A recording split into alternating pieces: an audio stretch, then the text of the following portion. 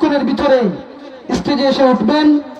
তাই আমি আমার এলাকার সর্বস্তরের মুসল্লিয়ান একরামদের দৃষ্টি আকর্ষণ করছি, আপনারা অযথা ঘোরাফেরা না করে সন্ধানের ভিতরে এসে উপস্থিত হয়ে সুন্দর এবং সাফল্য তুলে ধরার জন্য বিনীতভাবে আহ্বান জানাচ্ছি।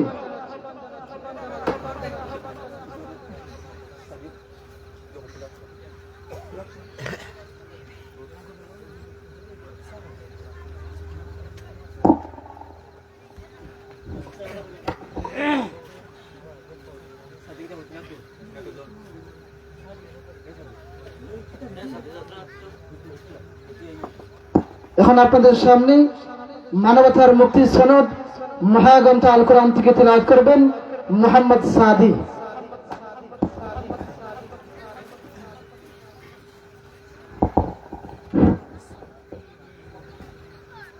أعوذ بالله من الشيطان الرجيم. بسم الله الرحمن الرحيم. يا أيها الذين آمنوا اتقوا الله وقولوا قولا سديدا يصلح لكم أعمالكم ويغفر لكم ذنوبكم ومن يطع الله ورسوله فقد فاز فوزا عظيما. إنا عرضنا الأمانة على السماوات والأرض والجبال فأبين أن يحملنها وأشفقن منها وحملها الإنسان إنه كان ظلوما جهولا. صدق الله العظيم.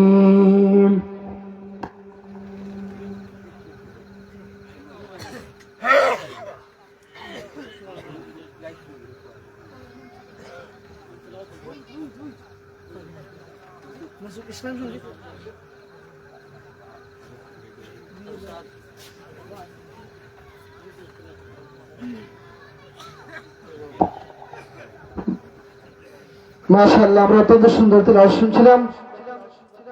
আপনারা এখানে যারা উপস্থিত আছেন আপনারা হতাশ হবেন না, হুজুর নাস্তা করতেছেন, নাস্তা করেই স্টেজে চলে আসবেন। এখন আপনাদের সামনে একটি ইসলামী সঙ্গীত পরিবেশন করবেন মোহাম্মদ মনসুর আহমদ।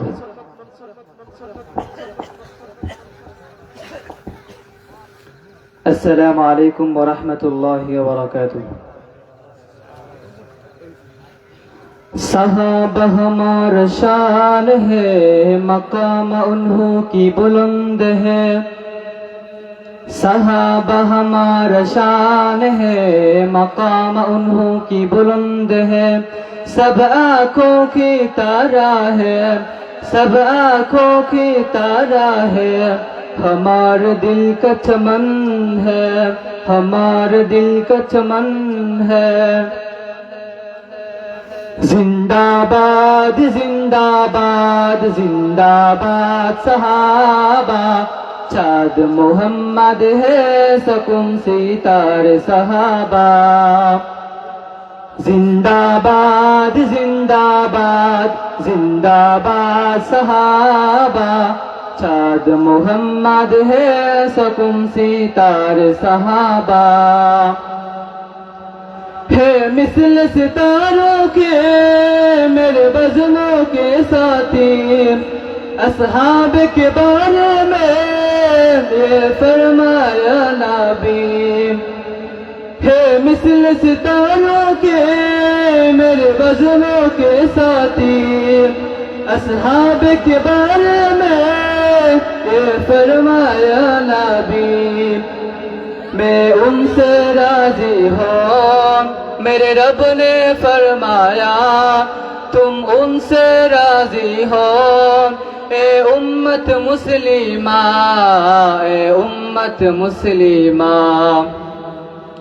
जिंदाबाद जिंदाबाद जिंदाबाद सहाबा चाँद मोहम्मद है सकुम सितारे सहाबा चाँद मोहम्मद है सकुम सितारे सहाबा बाद उनकी मुहब्बत के सफर सिरताकन है मंजिल कोई पाएगा ना पाए है किसी ने मैं उनसे राजी हूँ मेरे रब ने फरमाया तुम उनसे राजी हो ए उम्मत मुस्लिमा ए उम्मत मुस्लिमा जिंदाबाद जिंदाबाद जिंदाबाद सहाबा चाँद मोहम्मद है सकुम सितारे सहाबा जिंदाबाद जिंदाबाद जिंदाबाद सहाबा चाँद मोहम्मद है सकुम सितारे सहाबा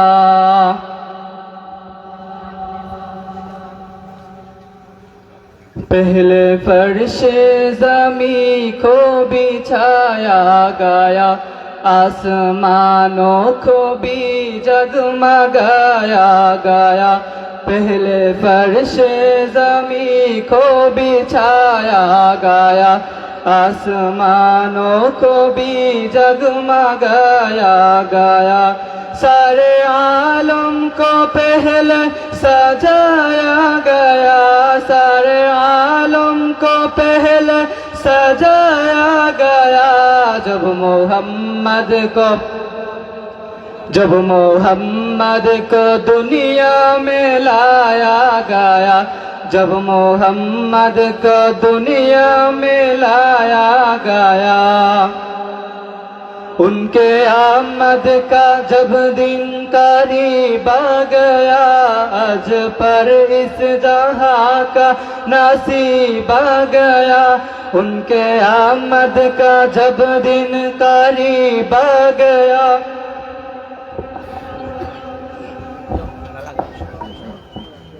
नारे तकबीर अल्लाहु अकबर दिल इस्लाम जिंदाबाद जिंदाबाद হাসান জামিল সাহেবের আগমন শুভেচ্ছার স্বাগতম ইজহারে হকের পক্ষ থেকে লাল সালাম শুভেচ্ছা হামসাপুরের পক্ষ থেকে লাল সালাম শুভেচ্ছা আহলান সাহলান হে অতিথি মেহমান নারে তাকবীর আলহামদুলিল্লাহ সম্মানিত উপস্থিতি আজকের আমাদের মাহফিলের সম্মানিত প্রধান অতিথি বিশিষ্ট ইসলামী চিন্তাবিদ সারা বাংলার আলোড়ন সৃষ্টিকারী বক্তা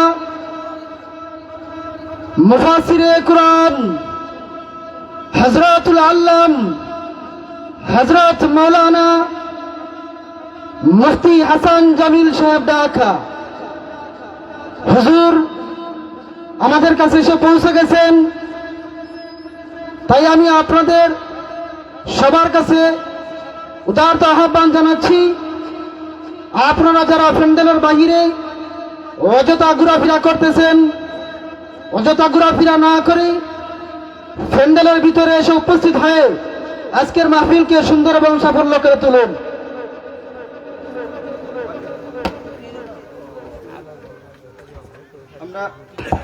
আমরা হুজুরকে স্বাগতম জানাই সবাই জোরে আওয়াজ দিবেন নারে তাকবীর আল্লাহু আকবার দিন ইসলাম জিন্দাবাদ জিন্দাবাদ জিন্দাবাদ জিন্দাবাদ দিন ইসলাম হাসান জামিল সাহেবের আগমন শুভেচ্ছার স্বাগতম শুভেচ্ছার স্বাগতম হাসান জামিল সাহেবের আগমন এজহার হকের পক্ষ থেকে ইসলাম শুভেচ্ছা নারে তাকবীর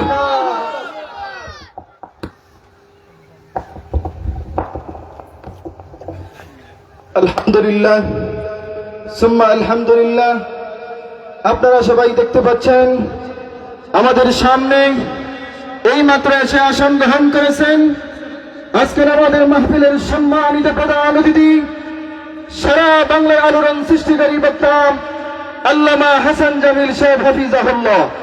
ইনশাআল্লাহ অল্প কিছুক্ষণের ভিতরেই হযরত ওনার গুরুত্বপূর্ণ আলোচনা পেশ করবেন। আমি প্রথমেই কৃতজ্ঞতা প্রকাশ করছি আমার অত্যন্ত শ্রদ্ধাভাজন মামা জনাব কয়েস মিয়া সাহেব, লন্ডন প্রবাসী। উনি হুজুরকে এখানে আসার জন্য অনেক কষ্ট করেছেন সুদূর লন্ডন থেকে বসে। এরপর আমাদের গ্রামের কৃতি সন্তান নোমান আহমদ, উনিও হুজুরের সাথে অনেক চেষ্টা করেছেন। আমাদের বালাগঞ্জ যেই প্রথম হুজুর এই আমাদের এই ধারকের মাহফিলের মধ্যে আসছে, আমি হজরতের কাছে আবেদন জানাবো আমাদের গ্রামের সমস্ত মুর্দাগণ যারা আছেন, জিন্দা মুর্দা যারা আছেন, সবার জন্য দোয়া করা এবং আমাদের এই নদীমাতৃক এলাকা আমরা আমাদের জন্য সবাই দোয়া করবেন হুজুর, যে আমাদের এই সমস্ত প্রতিকূল থেকে যেন আল্লাহ রব্বুল আলামিন আমাদেরকে হেফাজত করেন। অনেক প্রবাসী ভাইয়েরাও সহযোগিতা করেছেন, সমস্ত প্রবাসী ভাইদের জন্য হুজুর দোয়া করবেন ইনশাআল্লাহ। হুজুর এখন আলোচনা করবেন। হুজুরকে আলোচনা পেশ করার জন্য এজাহারে হক ইসলামী যুব সংঘের পক্ষ থেকে সবিনয় অনুরোধ করছি। السلام عليكم ورحمة الله وبركاته.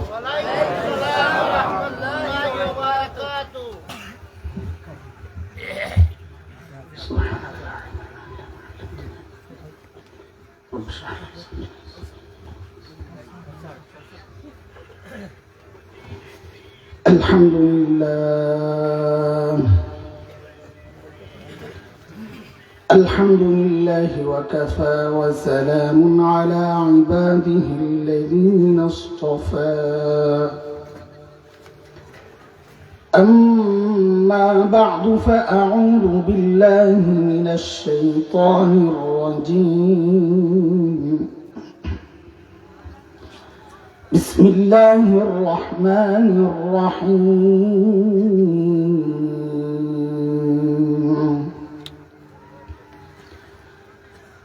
لقد من الله على المؤمنين إذ بعث فيهم رسولا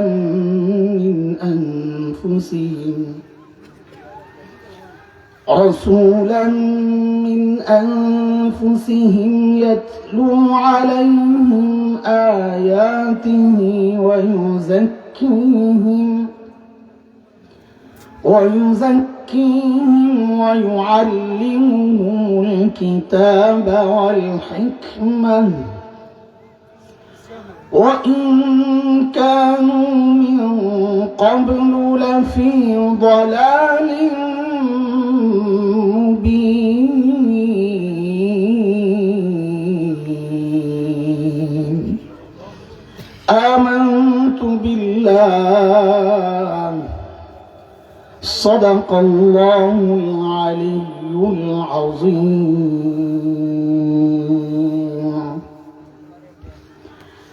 হামচাপুর ইজহারে হক ইসলামী যুব সমাজের উদ্যোগে আয়োজিত আজকের এই বার্ষিক তাফসীরুল কোরআন মাহফিলের মুহতারাম সভাপতি, উপস্থিত হাজরাত উলামায়ে কিরাম, মুরব্বিয়ানে আযম, দূর দূরান্ত থেকে আগত ইসলাম প্রিয় সুধী সমাজ, প্রিয় ছাত্র ভাইয়েরা, যুবক বন্ধুরা, পর্দার আড়ালের মা ও বোন, আল্লাহ সুবহানাহু ওয়া তাআলার অশেষ মেহেরবানি যে মহান মালিক লাখো কোটি মানুষ থেকে বাছাই করে দ্বীনি এই মাহফিলে আমাকে আপনাকে আসার বসার কিছু কথা বলা ও শোনার তৌফিক দান করেছেন। সেজন্যই মহান রবের শুকরিয়া আদায় করি, জবান খুলে প্রাণ খুলে কালিমাতুশ শুকর উচ্চারণ করি আলহামদুলিল্লাহ। অনেক সময় থেকেই দ্বীনি আলোচনা আপনারা শুনেছেন, আরো শুনবেন ইনশাআল্লাহ। ফাঁকে অল্প সময় আমি কিছু কথা বলি, কিন্তু আমি চাইবো এই কথাগুলো আপনারা মনোযোগ সহ শুনবেন ইনশাআল্লাহ। এবং শুরু থেকে শেষ পর্যন্ত আমি এক লাইনে কথা বলতে থাকবো। আমি চাইবো যে আপনারা কথাগুলো মুখস্থ করার মতো করে শুনবেন, যেন আমি জিজ্ঞেস করলে আবার আপনারা বলতে পারেন। ঠিক আছে ইনশাআল্লাহ?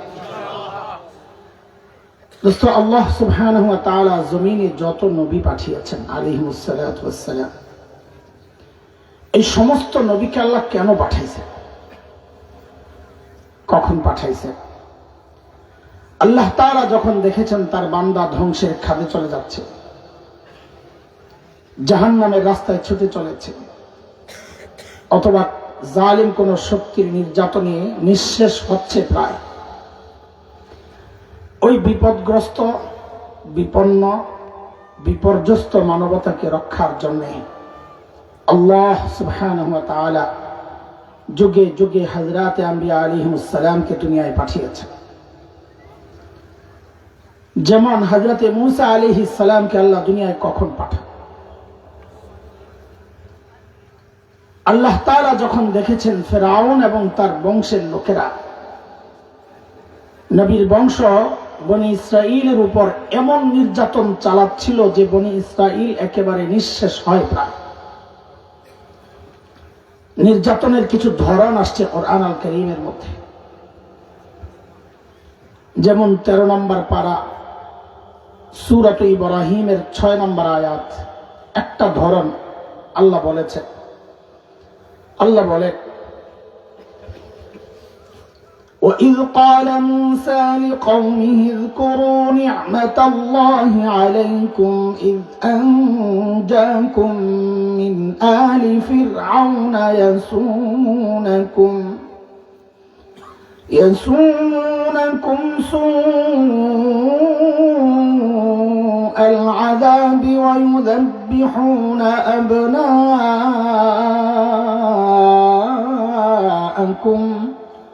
وَيَسْتَحْيُونَ نِسَاءَكُمْ وَفِي ذَلِكُمْ بَلَاءٌ مِّن رَّبِّكُمْ عَظِيمٌ।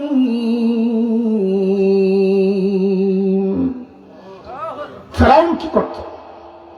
যখনই বনি ইসরাইলে কোনো মেয়ে জন্ম নিত বাঁচায় রাখত, কিচ্ছু বলতো না। কিন্তু যখনই ছেলে জন্ম নিত,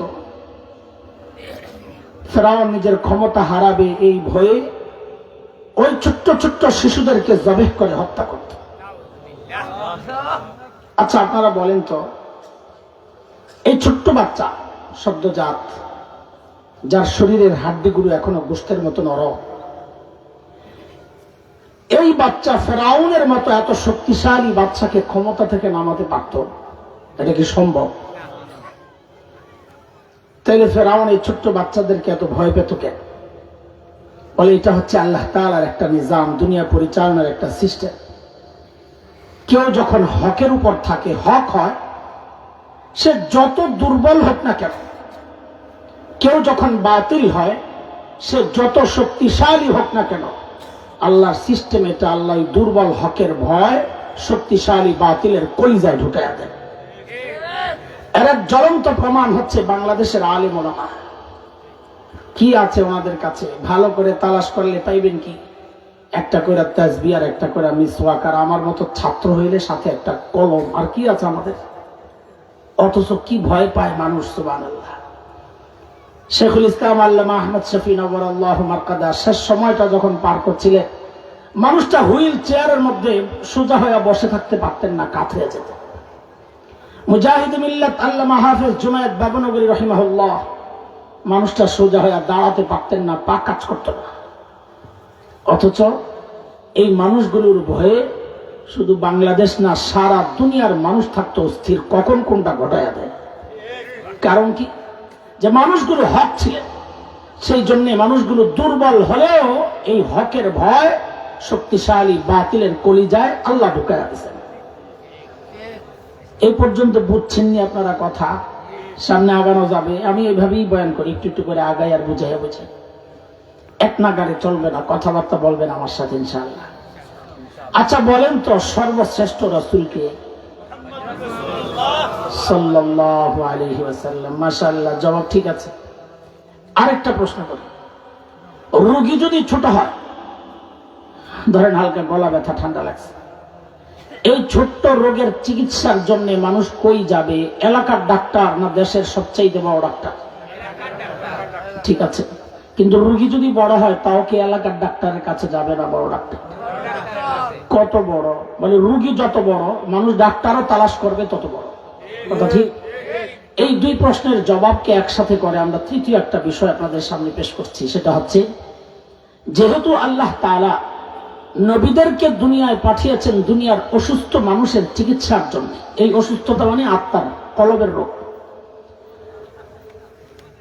তো বোঝা গেল আল্লাহ সর্বশ্রেষ্ঠ রসুলকে ওই যুগেই পাঠাইছেন যেই যুগের মানুষগুলো ছিল মানব ইতিহাসের সবচাইতে জঘন্য আর খারাপ মানুষ। বলে কেমনে বুঝলেন? বলে ডাক্তার যেহেতু সবচাইতে বড়, বোঝা গেল যে রোগীদের চিকিৎসার জন্য পাঠানো হয়েছে রোগীরাও ছিল সবচাইতে বড়। সেই রোগীদের যুগটাকে ইতিহাসে বলা হয় আইয়ামে জাহিলিয়া, বর্বরতার যুগ। বর্বরতার মাত্রা কত দূর ছিল যে ওদেরকে ঠিক করতে আল্লাহ সর্বশ্রেষ্ঠ রসুল আনলেন। ইতিহাস পড়ে শরীরের পশম দাঁড়ায় যাবে। মানুষ এতটা খারাপ কি করে, কি করতো ওরা? সুবহানাল্লাহ, একটা পয়সার জন্য মানুষকে খুন করে ফেলত। মূর্তি পূজা এখন হয় কিনা? হয় না? তখনও হতো। পার্থক্য কি? এখন মসজিদের মধ্যে মূর্তি রেখে পূজা করা হয়, অথচ তখন কাবার ভেতরেই ছিল 360 মূর্তি। ঘরের মধ্যে আলাদা মূর্তি, কোথাও সফরে বের হলে বগলের নিচে করে পকেটে করে ছোট্ট একটা মূর্তি নিয়ে নিত সাথে করে। কেন? রাস্তায় পূজা করার জন্য যদি আবার খোদা না পাওয়া যায়, বান্দা খোদা পকেটে লয়ে পড়ে। জন্ম নিয়ন্ত্রণ এখন হয় কি হয় না? তখনও হতো। পার্থক্য কি? এখন জন্ম নিয়ন্ত্রণ হয়, পেটের মধ্যে বাচ্চা নষ্ট করা হয় অথবা আসতে দেওয়া হয় না। আর তখন জন্ম নিয়ন্ত্রণ হতো বাচ্চা হওয়ার পর দেখতো ছেলে না মেয়ে। যদি দেখছে ছেলে রেখে দিত, আর যদি দেখছে মেয়ে, এটা ছিল বাবার জন্য সামাজিক কলঙ্ক। আমি মেয়ের বাবা, ওই কলঙ্ক থেকে বাঁচার জন্য বাবা নিজ হাতে নিজের কলিজার টুকরা মেয়েকে জীবন্ত দাফন করে ফেলত।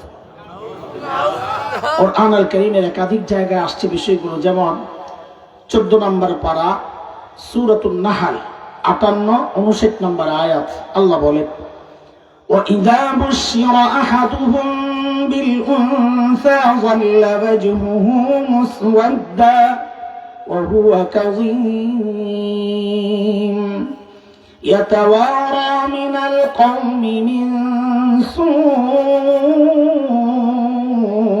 مَا بُشِّرَ بِهِ أَيُمْسِكُهُ عَلَى هُونٍ أَمْ يَدُسُّهُ فِي التُّرَابِ أَلَا سَاءَ مَا يَحْكُمُونَ।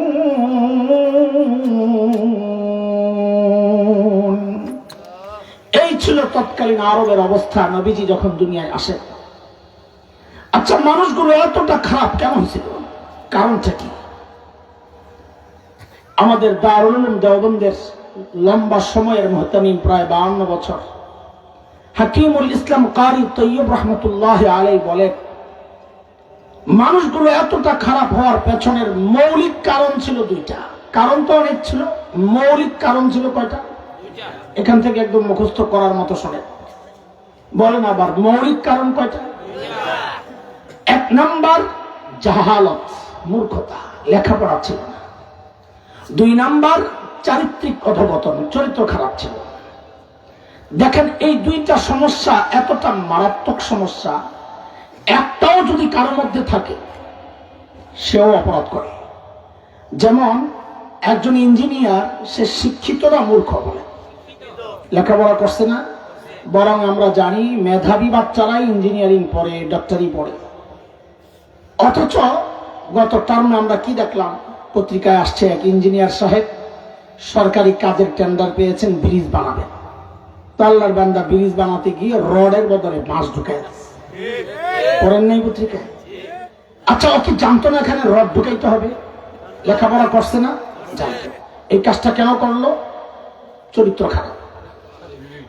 কিয়ামত পর্যন্ত, এই কথা সূক্ষ্ম কথা, মাথায় ঢুকা, কিয়ামত পর্যন্ত এই সমাজের যত সমস্যা দেখবে, সব সমস্যার পেছনের মৌলিক কারণ দেখবেন এই দুইটাই, হয় লেখাপড়া নাই অথবা চরিত্র নাই। সমস্যা কয়টা? বলেন বলেন আবার বলেন, সমস্যাটা? এই মৌলিক দুই সমস্যা ঠিক করার জন্য সমাধান হিসাবে আল্লাহ তাআলা সর্বশ্রেষ্ঠ রাসূল সাল্লাল্লাহু আলাইহি ওয়াসাল্লামকে দুইটা মৌলিক সমাধান দিয়ে দুনিয়ায় পাঠায়া দিয়েছেন। আমি আবার আপনাদের সাথে যুক্ত হই, আমার সাথে যুক্ত হন। বলেন সমস্যা কয়টা? সমাধানও বলেন বলেন দুইটা। বলেন ঠিক করে বলেন, সমস্যা কয়টা? সমাধান ওই কিয়ামত পর্যন্ত সমাজ নষ্ট হওয়ার মৌলিক সমস্যা যেমন ওই দুইটা, মূর্খতা, চারিত্রিক সমস্যা, কিয়ামত পর্যন্ত এই সমাজ ঠিক করার রাস্তাও ওই দুইটাই, যেই দুই সমাধান নিয়ে আমার নবী দুনিয়ায় আসছে। বিকল্প ভিন্ন কোন রাস্তায় দুনিয়া ঠিক করা সম্ভব না। বলেন তো আবার সমস্যা কয়টা? সমাধান। আল্লাহর হাবিব নবুয়ত পেয়ে ঘোষণা দিলেন, ইন্নামা বুইসতু মুআল্লিমা বুইসতু লিউতাম্মিমা মাকারিমাল আখলাক। নবী ঘোষণা দিলেন, আল্লাহ আমাকে শিক্ষক বানায়া দুনিয়ায় পাঠাইছেন। কি বানায়া? আমাদের নবী কি ছিলেন? শিক্ষক বানায়া আল্লাহ কেন পাঠাইছেন? ওই দুই সমস্যার এক সমস্যা মূর্খতা, ওই মূর্খতা দূর করার জন্য। বুঝে আসছে কথা? দুই নাম্বার নবী বলেন, আল্লাহ আমাকে সর্বোচ্চ উন্নত চরিত্র দিয়ে দুনিয়ায় পাঠিয়েছেন কেন? আমি যেন ওই বর্বর চরিত্রহীনদের পেছনে মেহনত করে করে ওদেরকে মানব ইতিহাসের শ্রেষ্ঠ চরিত্রবান মানুষ বানাতে পারি। আবার আমার সাথে যুক্ত হন, সমস্যা কয়টা? সমাধান। আমাদের নবীকে আল্লাহ কি বানায় পাঠাইছেন? জোরে কর, একটু জোরে। মাদ্রাসাগুলোর পরীক্ষা চলতেছে তো এই জন্য ওলামায়ে কেরামের আগমন কম, আমরা বুঝি এটা। তো আপনারা যারা আছেন কিছু কথা বলবো এখন, আপনাদের অনেকের কষ্ট লাগতে পারে। কি বলবো, কি করব বলেন তো? সমস্যা নাই, হ্যাঁ জোরে কন, বলবো না ছাড়বো? আপনারা কি মনে করছেন আপনি করে জিজ্ঞেস করতেছি মানে আপনারা না করলে আমি বাদ দিব? ভাবটা দেখলাম, কথা তো আমি বলার জন্যই আসছি, আপনার অনুমতি নিয়ে বলবো নাকি? আপনার খুশি আর নারাজির কোনো কিছু যায় আসে আমার, আমি আমার রবকে খুশি করার জন্য বসছি। আলহামদুলিল্লাহ। শুনেন শুনেন কিছু কথা শুনেন। দেখেন আপনারা যারা মাদ্রাসাওয়ালারা, দ্বীনি শিক্ষার সাথে যাদের সম্পৃক্ততা নাই, আপনাদের গর্বের অনেক উপলক্ষ আছে। কেউ ডাক্তার, তার গর্ব। কেউ ডক্টর পিএইচডি করা, তার গর্ব। কেউ ইঞ্জিনিয়ার, তার গর্ব। কেউ শিল্পপতি, তার গর্ব। কেউ সমাজপতি, তার গর্ব। কেউ জনপ্রতিনিধি, মেম্বার, চেয়ারম্যান, এমপি, তার গর্ব। কারো ছেলে মেয়ে ইউরোপ আমেরিকায় থাকে, ছেলে মেয়ে ডক্টর, ইঞ্জিনিয়ার, এটা তার গর্ব। গর্বের উপলক্ষের শেষ নেই। কিন্তু আমরা এই মোল্লা মুন্সিরা যাদেরকে আপনারা তাচ্ছিল্যের সাথে দেখেন, খেত, গাইয়া, সেকেলে, ব্যাকডেটেড, সমাজের বোঝা, এই সেই কত কিছু বলে, আমাদের গর্বের এত উপলক্ষ নাই নাই। তবে একটা আছে, সেটা কি জানেন? আমরা লেখাপড়া যাই করেছি, যাই করছি, সমস্ত লেখাপড়ার গোড়ায় হচ্ছেন শিক্ষক মুহাম্মদুর রাসূলুল্লাহ সাল্লাল্লাহু আলাইহি ওয়াসাল্লাম। বলে কেমনে একটু বুঝাইয়া দিই তাই। বুখারী শরীফের নাম শুনছেন? শুনছেন? শুনবেন তো। এখন তো আপনারা টিপা টিপা মাসালা বাই করেন বুখারীতে, এখন হুজুরের কাছে যাওয়া লাগে না। এখন পাবলিক নতুন উস্তাদ পাইছে, ফদিলাতুল শেখ আল্লামা মুফতি ইন্টারনেট লানাতুল্লাহ আলাইহি। হ্যাঁ, এখন আর ওলামাদের কাছে যায় না। কিন্তু ও বুঝে না, ওর এই ওস্তাদ টিপ দিলে খালি মাসালাই বের হয় না, টিপ দিলে ল্যাংড়া ভিডিও আসে। এমন ওস্তাদের কাছে যায় না। নাউযুবিল্লাহ। আমরাও বুখারী শরীফ পড়ছি আলহামদুলিল্লাহ, এখানে অনেক আছে, ওস্তাদও থাকতে পারেন, আমি জানি না। প্রথম হাদিস ইন্নামাল আমালু বিন্নিয়াত, লম্বা হাদিস। ওই যে নবী পর্যন্ত আমাদের সমস্ত লেখাপড়ার গোড়া, লিংক, ওইটা বুঝে গেছি। এই হাদিসটা আমি তো ঢাকার ফরিদাবাদ মাদ্রাসা, খুব প্রাচীন মাদ্রাসা, ওই মাদ্রাসায় পড়েছি। আমার ওস্তাদ ছিলেন শেখুল হাদিস আল্লামা আব্দুল হাফিজ রহমতুল্লাহ আলাইহি। এই হাদিসটা আমি দেওবন্দ মাদ্রাসায় পড়েছি। আমার ওস্তাদ ছিলেন শেখুল হাদিস আল্লামা নাসির খান রহমতুল্লাহ আলাইহি। আমার এই দুই ওস্তাদের ওস্তাদ ছিলেন শেখুল আরব ওয়াল আজম হযরত হুসাইন আহমদ মদনী নওয়ারাল্লাহু মারকাদা। তার ওস্তাদ ছিলেন শেখুল হিন্দ মাহমুদ হাসান দেওবন্দি রহমতুল্লাহ আলাইহি। তার ওস্তাদ ছিলেন ব্রিটিশ বিরোধী আন্দোলনের অন্যতম সিপাহ সালার মুজাহিদে মিল্লাত ইমাম কাসেম নানুতুবি রহমতুল্লাহ আলাইহি। তার ওস্তাদ ছিলেন শাহ আব্দুল গনি মুজাদ্দিদ দেহলভী রহমতুল্লাহ আলাইহি। তার ওস্তাদ ছিলেন শাহ মুহাম্মদ ইসহাক আদ-দেহলভী রহমতুল্লাহ আলাইহি। তার ওস্তাদ ছিলেন শাহ আব্দুল আজিজ মুহাদ্দিস দেহলভী রহমতুল্লাহ আলাইহি। তার ওস্তাদ ছিলেন আবু তাহের আল মাদানী রহমতুল্লাহ আলাইহি। তার ওস্তাদ ছিলেন ইব্রাহিম কুর্দি রহমতুল্লাহ আলাইহি। তার ওস্তাদ ছিলেন আহমদ আল কুশাশি রহমতুল্লাহ আলাইহি। তার ওস্তাদ ছিলেন আহমদ আশ-শানাবী রহমতুল্লাহ আলাইহি। তার ওস্তাদ ছিলেন মুহাম্মদ আর-রমলি রহমতুল্লাহ আলাইহি। তার ওস্তাদ ছিলেন জাইনুদ্দিন আল মিসরি রহমতুল্লাহ আলাইহি। তার ওস্তাদ ছিলেন আহমদ ইবনে আলী আল হাজার আল আসকালানি রহমতুল্লাহ আলাইহি। তার ওস্তাদ ছিলেন ইব্রাহিম আত-তানুখি রহমতুল্লাহ আলাইহি। তার ওস্তাদ ছিলেন আবুল আব্বাস আল হাজ্জার রহমতুল্লাহ আলাইহি। তার ওস্তাদ ছিলেন আবু আলী আজ-জুবাইরি রহমতুল্লাহ আলাইহি। তার ওস্তাদ ছিলেন আবুল ওয়াক্ত আস-সিজি রহমতুল্লাহ আলাইহি। তার ওস্তাদ ছিলেন আবুল হাসান আদ-দাউদি রহমতুল্লাহ আলাইহি। তার ওস্তাদ ছিলেন আবু মুহাম্মদ আস-সারাখসি রহমতুল্লাহ আলাইহি। তার ওস্তাদ ছিলেন আবু আব্দুল্লাহ ফিরাব্বি রহমতুল্লাহ আলাইহি। তার ওস্তাদ ছিলেন মুহাম্মদ ইবনে ইসমাঈল ইমাম বুখারী রহমতুল্লাহ আলাইহি। তার ওস্তাদ ছিলেন হুমায়দি রহমতুল্লাহ আলাইহি। তার ওস্তাদ ছিলেন সুফিয়ান ইবনে উয়াইনা রহমতুল্লাহ আলাইহি। তার ওস্তাদ ছিলেন ইয়াহইয়া ইবনে সাঈদ আল আনসারী রহমতুল্লাহ আলাইহি। তার ওস্তাদ ছিলেন মুহাম্মদ ইবনে ইব্রাহিম আত-তাইমি রহমতুল্লাহ আলাইহি। তার ওস্তাদ ছিলেন আলকামা ইবনে ওয়াক্কাস আল-লাইসি রহমতুল্লাহ আলাইহি। তার ওস্তাদ ছিলেন উমর ইবনুল খাত্তাব রাদিয়াল্লাহু আনহু। তার ওস্তাদ ছিলেন মুহাম্মদুর রাসূলুল্লাহ সাল্লাল্লাহু আলাইহি ওয়াসাল্লাম। এটা আমাদের গর্ব। আমরা যাই পড়ি আমাদের সব পড়ার গোড়ায় যায় শিক্ষক মুহাম্মদুর রাসূলুল্লাহ সাল্লাল্লাহু আলাইহি ওয়াসাল্লাম। গর্ব তো করে। একটু বলেন গোড়ায় কে আছে আপনাদের? আপনাদেরকে খোঁচানোর জন্য কথাগুলো বলছি না, আল্লাহ আমাকে মাফ করে। আপনাদের হৃদয়ে আফসোসের আগুন জ্বালাইতে কথাগুলো বলছি। আরে কি করলাম, ওইটা অন্য কিছু না।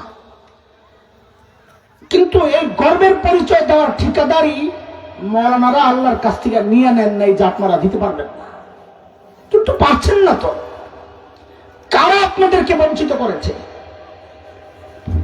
যুগ যুগ ধরে যাদের মার্কায় খালি সিল মারছেন, ওরা আপনার আর আপনার সন্তানের সামনে এমন এক সিলেবাস রেখেছে যেই সিলেবাসে লেখাপড়া করে গর্বের পরিচয়টা দেওয়া যায় না।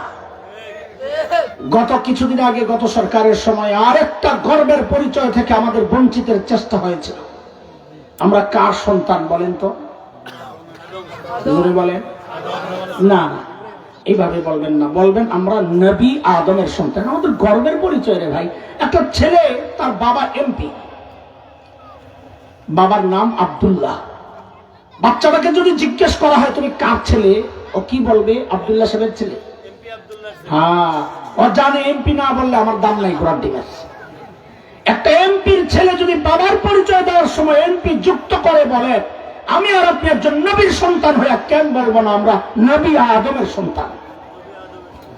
বলে হঠাৎ করে এই মোটা করার পিছনে কেন পড়লেন হুজুর? আপনারা বুঝলাম না। কেমনে বুঝবেন? ওরা কাটাকাটি শুরু করছে, আপনার তো খবর নাই, এই জন্য আমরাও বাড়াইতেছি। বলে কই কাটলো? আছে খবর। মানুষ গণনার আগেরকার সিস্টেমটার নাম ছিল আদমশুমারি। কি ছিল? হঠাৎ একদিন দেখি আদম কাদা, নতুন নাম আসছে জনশুমারি। কোনদিন কাউকে জিজ্ঞেস করছেন যে আদম কেন কাটলেন? জিজ্ঞেস করছেন? করেন নাই। কারণ কি জানে? এই আপনাদের বিজ্ঞান ও প্রযুক্তি ইউনিভার্সিটি আছে না, ওই জায়গার একটা ব্যাপার আছে। সবাই চিড়িয়াখানায়, ঢাকার চিড়িয়াখানায় একটা বানর ছিল, নাদুস নুদুস, দেখতে খুব সুন্দর। ওই বানর হঠাৎ দেখে তার পিছন দিয়ে লেজ দেয়। আরো কয়েকদিন পরে দেখে বানরের মেরুদণ্ড সোজা হয়ে মানুষের মতো সোজা হয়ে গেছে। ওই বানর আরো কিছুদিন পরে লক্ষ্য করলো তার শরীরের পশমগুলা পইরা মানুষের মতো একদম ফ্রেশ, শুধু মোজগুলা আছে। কি আছে? বানর দেখলো আরে আমারও তো দেখতে মানুষের মতো দেখা যায়। বানর কি করছে? বানর চিড়িয়াখানার গেটের সামনে যায় দিছে এক জোরে হুঙ্কার। কি বইলা? I am Jafar Iqbal. কোন জাফর ইকবাল? ওই আপনাকে বিজ্ঞান প্রযুক্তির জাফর ইকবাল। এই পলাতক হাসিনা এই বানরের পুত্রে দিছে আপনার সন্তানের সিলেবাস তৈরির দায়িত্ব দিছিল। ওই শয়তান কি করছে, এটা বিজ্ঞানসম্মত ভাবে এটাকে বোঝানোর চেষ্টা করছে মানুষ মানব থেকে আসছে। এমন একটা নাস্তিকতার চর্চা আমার সিলেবাসের মধ্যে ঢুকাইয়া দিছে ওরা, অথচ আপনারা এখন নাউজুবিল্লাহ কোন তখন কিছু কর নাই। এই উলামাদের প্রতিবাদের মুখে কুচক্রীরা সেদিন পিছু হাঁটতে বাধ্য হয়েছিল। কিন্তু আমাদের জিজ্ঞাসা, এটা আপনাদের বিরুদ্ধে আমাদের অভিযোগ না, আমাদের আক্ষেপ, বড় জোর অনুযোগ বলতে পারে, কষ্ট কি সেটা। এই প্রতিবাদ, এই বিষয়ের প্রতিবাদ ওলামারা কেন করবে? ওলামাদের সন্তানরা এই ঘোড়ার ডিমের সিলেবাস পড়ে না, ওরা তো কলা রাসূলুল্লাহ পড়বে। এই সিলেবাস গুলো পড়ে আপনাদের সন্তান, প্রতিবাদ আপনাদের করার দরকার ছিল। আপনারা প্রতিবাদ তো করেন নাই, বরং কোন কোন পোড়া কপালে এই প্রতিবাদী আলেমদের বিরুদ্ধাচরণ করেছেন। দোস্ত, কোন কোন পোড়া কপাল এই প্রতিবাদকে রাজনৈতিক বক্তব্য আখ্যা দেওয়ার চেষ্টা করেছেন। সব জায়গায় রাজনীতি চাইলেন না, এটা রাজনীতির বিষয় না। মাঝে মধ্যে একটু নিরপেক্ষ থাইকেন, ইসলামের পক্ষে থাইকেন, দলকানা হয়ে না। যখন ঈমান আক্রান্ত হয়, দেশের স্বাধীনতা সার্বভৌমত্ব আক্রান্ত হয়, আর ওলামারা যদি ডাক দেন, তখন বিচ্ছিন্ন বিক্ষিপ্ত না থেকে আলেমের পাশে দাঁড়ায়া, আলেমের হাতে হাত রেখে, কাঁধে কাঁধ মিলিয়ে, মুষ্টিবদ্ধ হাত উঠিয়ে একসাথে উচ্চারণ করতে হবে। শাহজালাল শাহপুরানের এই জমিনে, আল্লামা গওহরপুরীর এই জমিনে, হযরত হাফিজের এই জমিনে, হযরত আল্লামা আহমদ শফির এই জমিনে নাস্তিকতার চর্চা করতে দেওয়া হবে না, দেওয়া হবে না।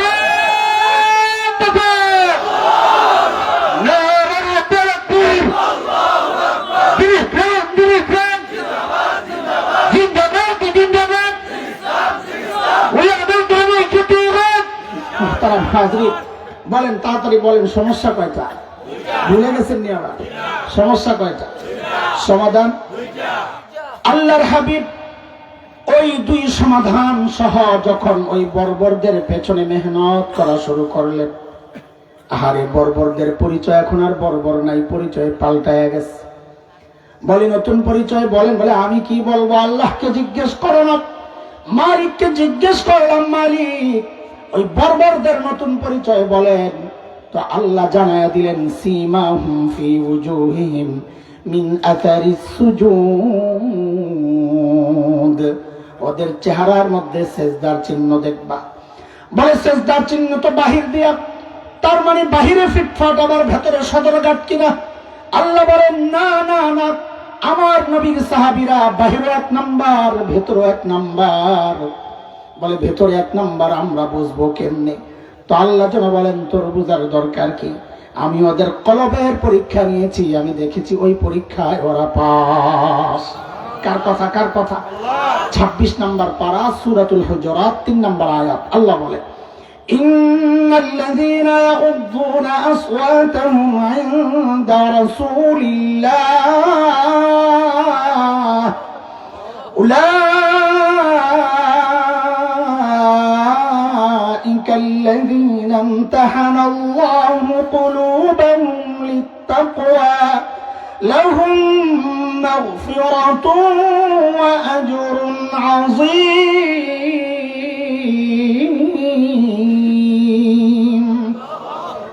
নবীকে জিজ্ঞেস করলাম, ইয়া রাসূলুল্লাহ, যে বর্বরদের পেছনে মেহনত করলেন, ওই বর্বরদের নতুন পরিচয় বলেন। তো আল্লাহর নবী যেন বলে উঠলেন, রে আমার সাহাবীদেরকে তোরা বর্বর বলিস না, ওরা আর এখন বর্বর নাই। তো বলে নতুন পরিচয় বলেন না। তো নবীজি বলেন, খায়রুল কুরুনি কারনি, ওরা বর্বর নাই, ওরা এখন মানব ইতিহাসের সর্বশ্রেষ্ঠ মানুষ হয়ে গেছে। আল্লাহু আকবার বলেন, আল্লাহু আকবার। হ্যাঁ, এইভাবে চলতে থাকলে তো রাত শেষ করা লাগবে। আমরা তো একটু চিপে পড়ে গেছি, আর সেই চিপার মধ্যে চিপ্পা চিপ্পা আমাদেরকে পাঠাইছে এনে। তো একটু আপনার করে গুছাইয়া দিই, যেন পড়াটা ভুলে না যান। ঠিক আছে না ইনশাআল্লাহ? এই মজলিসের পরে খিচুড়ি মুচুড়ি আছে নাকি? টোটা টোটা নেই, তোমার টোটা নেই না? আপনি এত কিপটা কেন? আল্লাহ আসলে এতবারও কলা মাহফিল ভাল লাগে না আমাদের, কারণ যাই সন্দেহে থাকি, আল্লাহ যারা বসা নাকি ওয়াজের কাস্টমার না তবারকের কাস্টমার, আল্লাহ জানে, কথা আসে না। না থাকলে নিশ্চিন্তায় থাকি, দাঁড়ায় আসছে দুটা কথা শুনতে আসছে, তখন কথা বলতে ভালো লাগে। আলহামদুলিল্লাহ শুনে তবারক নাই, তা তো কি হয়েছে, আজকে ওয়াজের 2 প্যাকেট নিয়ে বাসায় যাবো ইনশাআল্লাহ। ঠিক আছে ইনশাআল্লাহ। কয় প্যাকেট? শুরু থেকে এই পর্যন্ত যা বলেছি, সামনে যা বলবো, টোটাল 6 কথার বয়ান। আমি এই প্যাকেট করেই দিই, আমি পড়া মুখস্থ করাই। আমি বলি একটা ক্লাস, কিসের বয়ান? একটা ক্লাস, মাদ্রাসায় পড়াই যেভাবে, বয়ান ওইভাবেই করি। দেখবেন আমি যা বলছি, পিছনের সামনে যা বলবো, সব এই 6 কথার ভিতরে ইনশাআল্লাহ। কয় কথা? সাহাবীদেরকে নিয়ে 3 কথা, আর আমার মতো জাহেল যারা তাদেরকে নিয়ে 3 কথা। বলেন সাহাবীদেরকে নিয়ে কয় কথা? বলা ভাই না আমার পড়া মুখস্থ শোনাবি না, কিন্তু মুরগি বানাই দেবো ঠিক মতো।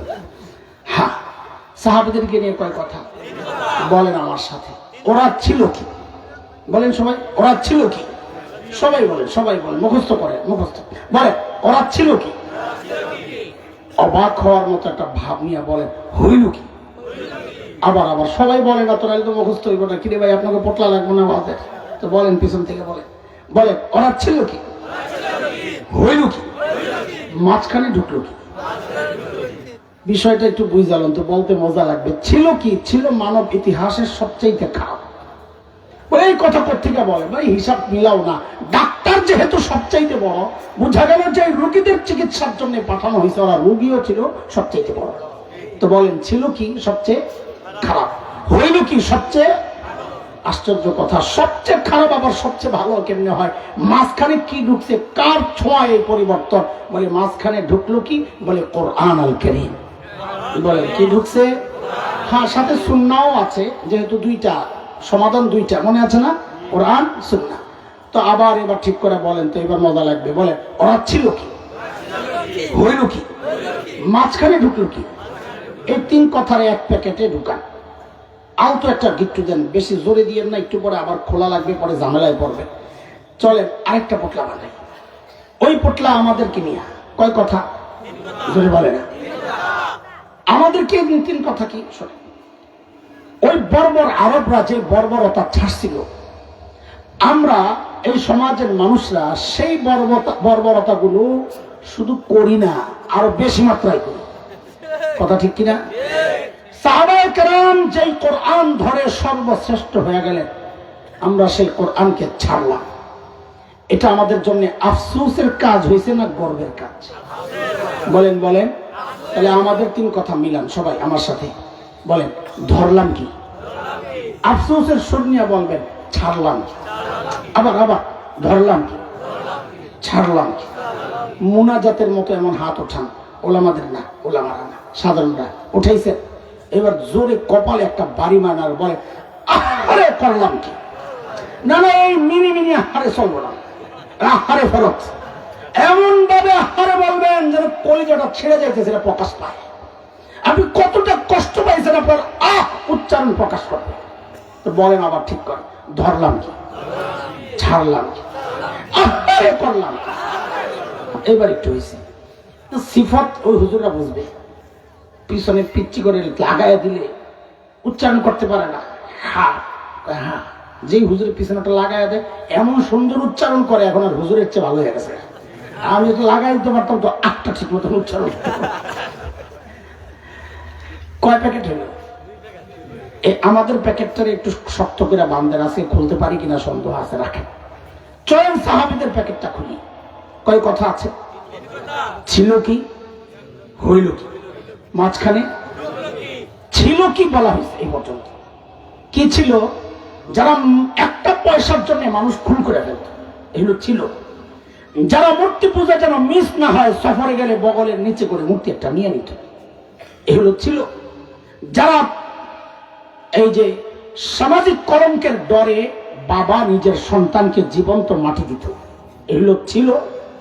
সেই মানুষগুলাই নববী শিক্ষা পায়া, কোরআন শিক্ষা পায়া, নববী আদর্শ ধারণ করার পর সেই মানুষগুলাই হইল কি? চলেন একটু দেখে আসছি কি মানুষ কি হয়ে গেছে। আল্লাহর নবীর এক সাহাবী ছিলেন হযরত সাঈদ ইবনে আমির আল জুমাহি রাদিয়াল্লাহু আনহু। ইসলাম কবুল করতেন একটু দেরিতে, হিজরতের বেশ পরে, কিন্তু ঈমানটা ছিল বড় পাক্কা। কত পাক্কা? একটা ছোট্ট উদাহরণ শুনলেই বুঝবেন। হযরত ওমর যখন খলিফা, এই ওমর নরম না গরম? কেমন গরম? বাপরে, সুবহানাল্লাহ গরম। একটা ছোট্ট উদাহরণ শুনলেই বোঝা যায়। নবীজি বলেছেন, ওমর আপনি যে রাস্তায় থাকেন শয়তান ডরে আর ওই রাস্তায় থাকে না। পিছনের হেরা তো আল্লাহ আকবার সুবহানাল্লাহ কিছুই বলে না, কারণ হেরা চিন্তা করতেছে এটা খালি ওমরের গুণ না, আমাদেরও গুণ। আমরাও যে রাস্তায় চলি শয়তান থাকে না, ঠিক না? ঠিক বলে, তবে কারণ ভিন্ন। হযরত ওমর চলতেন যে রাস্তায় শয়তান থাকতো না ডরে, আর আমরা চলি যে রাস্তায় শয়তান থাকে না দরকার মনে করে না। বস আপনি থাকতে আমার যাওয়ার দরকার কি? কথা ঠিক কি রকম? আমরা এতটা খারাপ হয়ে গেছি, এই জন্যই তো কথা বলে। সাইয়েদনা ওমর যখন খলিফা, সেই গরম ওমর, হযরত সাঈদ যাই একদিন বলতেছেন, ওমর আল্লাহ দায়িত্ব দিয়েছেন ঠিকঠাক মতো আদায় করে, নাইলে কিন্তু খবর আছে। বাপরে বাপ, বেটার কলিজার সাহস কত! এই সাহস কই পেয়েছে? মানুষ নিজে যত সৎ হয় তার সাহসটাও তত উঁচা হয়। নিজের মধ্যে 2 নম্বরই থাকলে কথা বলে মিনমিন মিনমিন করে। ওই যে সাংঘাতিক সম্মেলন গুলো যখন হইতো, লেডি ফেরাউন বসা থাকতো, কি তেলে তেলে কথা, প্রশ্ন, মাননীয় প্রধানমন্ত্রী এই বয়সে আপনি কাজের এত এনার্জি কোথায় পান? হায় রে কি তেল, সুবহানাল্লাহ। অথচ বলা দরকার ছিল এই বয়সে এত শয়তানি কেমনে করে? কথা কন, কথা কন। আল্লাহ, হযরত ওমর যখন এই কথা কইছে, ওমর তো আর এই যুগের শাসক না। এই যুগের শাসক হলে কইতো, আরে ওর তো তেল ভালোই হয়েছে, ওরা আয়না করে ঢোকা। কিন্তু ওমর তো ওমর, আল্লাহু আকবার। হযরত ওমর দেখছেন, আরে এই লোক তো আমার দরকার, প্রশাসনিক কাজে এমন সৎ লোক দরকার। হযরত ওমর জোর করে ধরে সিরিয়ার এক শহর ছিল হিমস, হিমসের গভর্নর বানায়া পাঠায়া দিয়েছেন। ভাই, যে এলাকার মানুষ যত ধনী হয়, ওই এলাকার জনপ্রতিনিধি যারা গভর্নর, এই যে মেম্বার, চেয়ারম্যান, এমপি, তারাও এরকম ধনী হয়। আজকের দুনিয়ায় Bangkok, Singapore, Thailand, Dubai, Abu Dhabi, Karachi, Bombay, আমাদের চিটাগাং, এগুলো যেমন বাণিজ্যিক শহর, ওই সময় গোটা দুনিয়ার বাণিজ্যিক শহর ছিল সিরিয়া। সেই সিরিয়ার শহর হিমসের গভর্নর, আপনারা বুঝে শুনে বলেন তো, ধনী হওয়ার কথা না গরিব হওয়ার কথা? কেমন ধনী? বলেন যে সময়ের সেরা ধনী, সোজা কথা বলেন, সময়ের। কিন্তু তিনি তো আল্লাহর নবীর সাহাবী। দেখেন অবস্থা। হিমস থেকে এক দল আসছে হযরত ওমরের সাথে সাক্ষাৎ করার জন্য। হযরত ওমর তাদের সাথে কথাবার্তা বলার পর বুঝলেন তাদের টাকা পয়সার সমস্যা।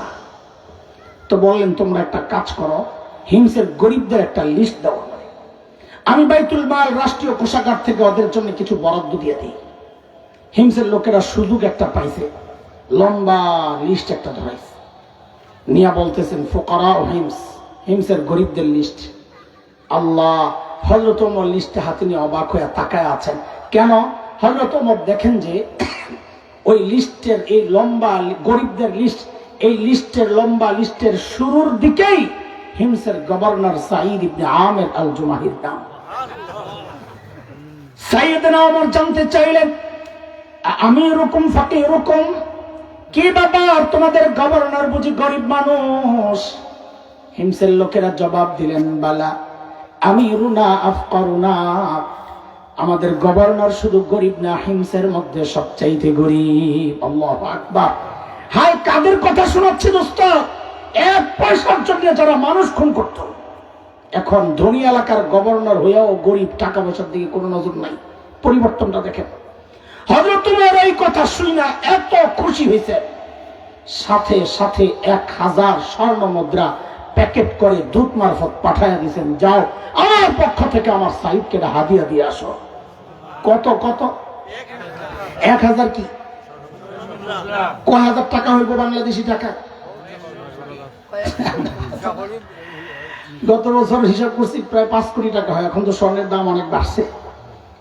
এ বিশাল অঙ্কের হাদিয়া নিয়ে যখন দূত হযরত সাঈদের কাছে পেশ করে, হযরত সাঈদ প্যাকেটটা খুলে যখন দেখলেন এই বিশাল অঙ্কের হাদিয়া তার জন্য, তিনি কি করলেন, সাথে সাথে প্যাকেটটাকে ছুঁড়ে মেরে চিৎকার দিয়ে বলে উঠলেন, ইন্না লিল্লাহি ওয়া ইন্না ইলাইহি রাজিউন। কি পড়ছেন? হাদিয়া পাইলে ইন্না লিল্লাহি পড়ার কথা না, আলহামদুলিল্লাহ। আপনারা কি পড়তেন জানি না। আমার ইমানের যে হালত, এমন একটা পোটলা যদি আমি পাইতাম, তো ভিতরে লাভ দিয়া যায়া একা আলহামদুলিল্লাহ না, জামাতের সাথে বউ বাচ্চা লইয়া আলহামদুলিল্লাহ পড়তাম। বিশ্বাস না হইলে দিয়া দেখেন না, কারণ সন্দেহ থাকে দিয়া দেখেন। আল্লাহর নবীর সাহাবী কি পড়ছেন? কথা বলেন, কি পড়ছেন? এমন ভাবে ইন্নালিল্লাহ পড়ছেন, বউ তো ভেতর থেকে ভয় পায় গেছে। আহারে, মদিনা থেকে দূত আসছে, না জানি কোন দুঃসংবাদ নিয়ে আসছে, আল্লাহ জানে।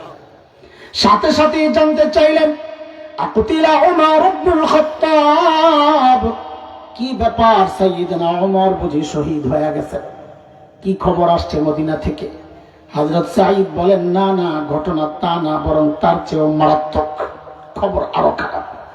বউ আবার জানতে চাইলেন, আকুতিলাল মুসলিমুনা ফি মারিকা, তাইলে কি কোন যুদ্ধে মুসলমান ব্যাপকভাবে শহীদ হয়ে গেল কিনা? হযরত সাঈদ বলেন, না না, ঘটনা তাও না, বরং তার চেয়েও মারাত্মক। বউ তো কয়, শাস্তে কারবার, না জানি আমার জামাইয়ের কল্লাটা নিতে পাঠাইছে রে। আরে বলেন না, কেন এইভাবে ইন্নালিল্লাহ পড়েন? আল্লাহু আকবার। ও দোস্ত, হযরত সাঈদের জবাবটা শুনেন। আরে কি মানুষ, কি হয়ে গেল, ছিল কি হইল কি? এক পয়সার জন্য যারা মানুষ খুন করত, আজকে 1000 স্বর্ণ মুদ্রা পাইয়া কেন ইন্নালিল্লাহ পড়ছে? বিবির প্রশ্নের জবাবে বলতেছেন, উদখিলাত আলাইয়া দুনিয়া লিতুফসিদা আখিরাতি, আরে আমার ঘরে দুনিয়া ঢুকায় দেওয়া হয়েছে আমার আখিরাতকে বরবাদ করার জন্য। সাথে সাথে বিবিকে বললেন, আমি চাই মদিনার দূত আমার ঘরে থাকতে থাকতে এই 1000 স্বর্ণ মুদ্রা তুমি হিমসের গরিবদের মধ্যে এখনই বিলায়া দিবা। কি বুঝলেন? শাসক যদি নেককার হয়, ইমানদার হয়, দিনদার হয়, আমানতদার হয়, তো নিজের বরাদ্দের টাকাটাও জনগণকে দিয়া দেয়। আর শাসক যদি দুর্নীতিবাজ হয়, সন্ত্রাসী লুটেরা হয়, চাঁদাবাজ হয়, তো জনগণের বরাদ্দের টাকা, রাস্তাঘাটের টাকা টুকা মাইরা বিদেশ যায় বাড়ি বানায়। কথা কন, কথা কন। আপনারাও 2 নম্বর, আপনারা ঠিক করে এখানে আর ভোট দেন যায় ওখানে। কথা বল, এটাও ঠিক না। এই 2 নম্বরই ঠিক থাকার চলবো না। সময় আসছে পরিবর্তনের। কথা কন। যদি সুখে থাকতে চান সবাই জানাইয়া দিবেন যে আমরা সব দেখছি, আর দেখতে আর টেস্ট করার দরকার নাই। সোনার বাংলাদেশ দেখা শেষ, স্বপ্নের বাংলাদেশ দেখা শেষ, ডিজিটাল বাংলাদেশ ওইটাও দেখা শেষ, স্মার্ট বাংলাদেশ দেখতে দেখতে স্টেজ ভাঙ্গা শেষ। কথা কল বলা ভাই, সব দেখা শেষ। এই তন্ত্র মন্ত্র আর দেখতে চাই না, একটাই দেখতে বাকি আছে, ওইটাই দেখতে চাই। আগামীর বাংলাদেশ হবে খেলাফতের বাংলাদেশ, ইসলামের বাংলাদেশ, কোরআনের বাংলাদেশ, ইনশাআল্লাহ।